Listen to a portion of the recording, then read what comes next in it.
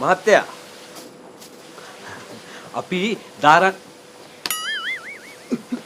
අපි ධාරානිපාත සංවර්ධන පක්ෂයෙන් මේ පාර ප්‍රතිසභාවට ඉල්ලන්නේ මම.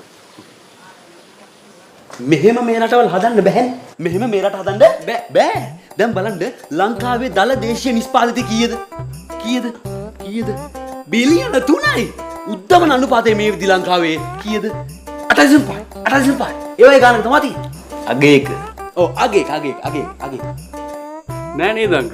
ලංකාවේ දල දේශීය නිෂ්පාදනය ඇමරිකන් ඩොලර් බිලියන 84.3යි. ඒ වගේම 2025 පෙබරවාරි වෙද්දී ලංකාවේ උද්දමන අනුපාතය ඍණ 3.9යි. වෙන්න බෑනේ. මම ඊයේ උදේනේ කිව්වේ මේ ජාතින්ගේ ධනේ පොත. කවුද මේක ලිව්වේ මේ කවුද ඒක ලිව්වේ? ඇඩම් සුමිත්. තමයි ලිව්වේ ජාතින්ගේ ධනේ පොත. ජාතීන්ගේ ධනේ පොත ලිව්වේ ඇඩම් ස්මිත් නෙවෙයි. ඇඩම් ස්මිත්. ඇත්තද ලේකම් මල්ලි? ඇඩම් සුමිත් නෙමෙයි ස්මිත්. නේ දැන් ඔය රටේ ආර්ථිකයේ පැත්තකින් තියන්නකෝ. ගන්නකො බිස්නස් පැත්ත. කවුද බිස්නස් එකක් පටන් ගන්නකොට සුදු අත විශ්ලේෂණය කරන්නේ? කවුරුත් කරන්නේ නැහැ. සුදු අත නෙවෙයි අංක. ෂදු අත. ඒ කියන්නේ ශක්තියින් දුර්වලතා අවස්ථා තර්ජන කියන එක.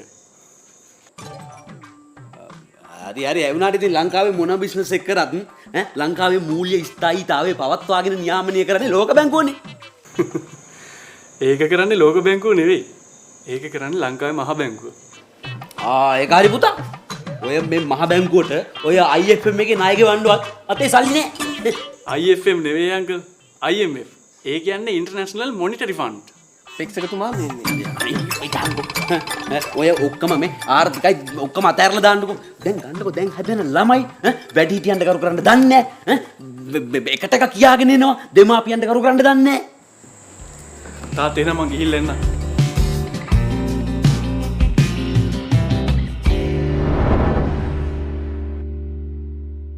හෙට දිනන ඔබේ දරුවාගේ අනාගතය සවිමත් කරන්න 2027 උසස් පෙළ ඉකොන් BS බණ්ඩාර දිසානායක නව පන්ති ආරම්භය නුගේගොඩ අප්‍රේල් 1 අඟහරුවාදා උදේ 8ට කිරිබත්ගොඩ අප්‍රේල් 2 බදාදා උදේ 9ට ගම්පහ අප්‍රේල් 3 බ්‍රහස්පතින්දා උදේ 8ට පානදුර අප්‍රේල් 4 සිකුරාදා උදේ 8ට ඔන්ලයින් ක්ලාස් මාර්තු 31 සතුදා රාත්‍රී 7ට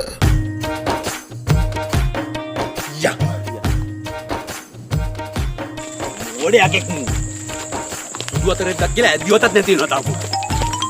තොපි දෙන්නත් හෙට ඉඳලා බණ්ඩාර දිසානායක සර්ගේ පන්ති යන්න ලෑස්ති වෙනවනේ හරිද?